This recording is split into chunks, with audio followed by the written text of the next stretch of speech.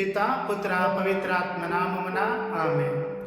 ప్రియ సహోదరి సహోదరులారా, ఈ రోజున పునీత యోసేపు గారి, పునీత జోజప్ప గారి మహోత్సవాన్ని కొనియాడుతూ ఉన్నాం. పరిశుద్ధ గ్రంథములో తన గురించి చాలా తక్కువ చెప్పబడింది. ఎక్కడ మాట్లాడినట్టు మనకి కనబడతలేదు. తన యొక్క మాటలు లేకపోయినా తన యొక్క చేతులు చాలా స్పష్టం చేస్తున్నాయి ఎంత గొప్పవాడు అని. పరిశుద్ధ గ్రంథం ఒక బిరుదు ఇస్తుంది, యోసేపు గారు నీతిమంతుడని. ఎందుకు నీతిమంతుడయ్యాడంటే తాను తీసుకున్నటువంటి నిర్ణయాల వల్ల, తాను జీవించినటువంటి జీవితం వల్ల. దేవుని యొక్క స్వరాన్ని ఆలకించి ఉన్నాడు.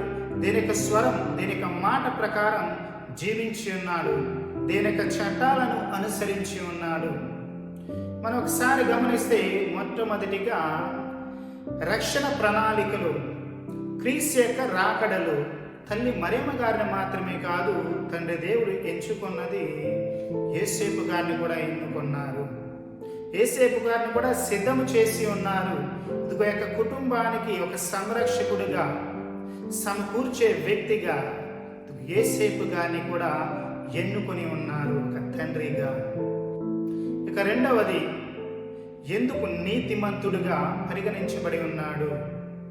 ఒకసారి గమనిస్తే తనకు కలిగినటువంటి 4 కలలు, మత్తయి శుభవార్త 1వ అధ్యాయం 20వ వచనం 21వ వచనంలో, ఆ యొక్క వచనాలలో మనం గమనిస్తే యోసేపు గారు మరియమ్మను రహస్యంగా విడిచిపెట్టాలి అని అనుకుంటున్న సందర్భంలో దేవదూత కలలో కనబడి, ఇదిగో భయపడవలదు, మరియమ్మను ఇదిగో భార్యగా స్వీకరించు, ఇది దేవుని యొక్క చిత్తము అని తెలియజేసినప్పుడు భార్యగా స్వీకరించి ఉన్నాడు.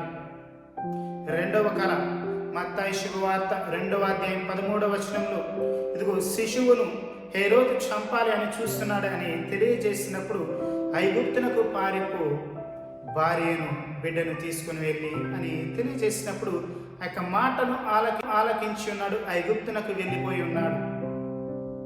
మత్తయి శుభవార్త 2వ అధ్యాయం 20వ వచనంలో 3వ కళ, ఇదిగో ఐగుప్తు నుంచి తిరుగు ప్రయాణం చేయాలి అని తెలియజేసినప్పుడు ఆ యొక్క ప్రయాణాన్ని ప్రారంభించి ఉన్నాడు ఇశ్రాయేలు దేశమునకు రావడం కోసం.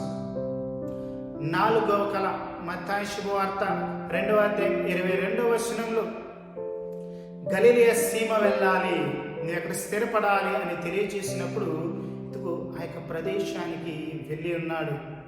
ప్రియ సహోదరి సహోదరులారా, ఈ విధంగా తనకు కలలో వినిపించిన స్వరాన్ని ఆలకించి ఉన్నాడు, ఆచరించి ఉన్నాడు.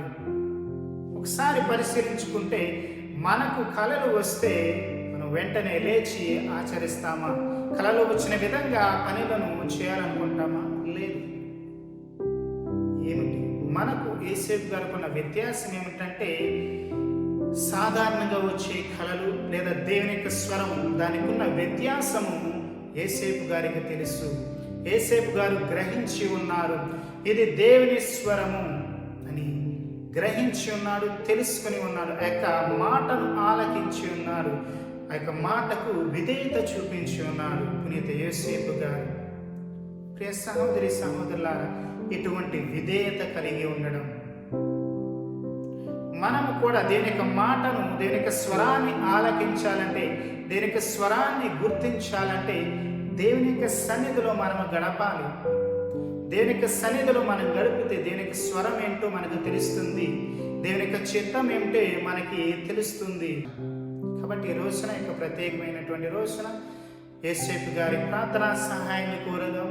దేవుని యొక్క అడుగు జాడలలో దేవుని యొక్క చిత్తాన్ని నెరవేర్చడానికి ప్రయత్నించుదాం. దీని యొక్క స్వరాన్ని ఆలకించుదాం, దీని యొక్క స్వరాన్ని గ్రహించుదాం. దేవుడు మిమ్మల్ని అందరినీ కూడా దీవించునుగాక.